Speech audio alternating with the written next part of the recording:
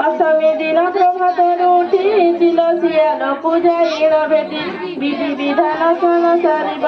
ସେଦିନ ଯାକ ନିର୍ଜଳା ହେବ ସନ୍ଧ୍ୟାକାଳେ ପବିତ୍ର ସ୍ଥାନରେ କୋଠି ସଜାଡ଼ିବ ଆନନ୍ଦ ମନରେ ଜାଣିବା ଲୋକ କୋଠି ସଜାଡ଼ିବ ନ ଜାଣିଲେ ଲୋକ ଦଣ୍ଡ ପାଇବ ଚାରି କୁଣିଆ କରିଣ ଖୋଲିବ ମଝି ଦଣ୍ଡ ପରି କରିବ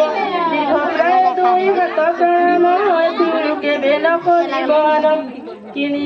ପୋତି ନ ପୋତି ସଜାଡ଼ିବ ତୁଳସୀ ବୃକ୍ଷକୁ ମଧ୍ୟ ରୁବିବ ଉପରେ ଚନ୍ଦୁଆ ପୋତି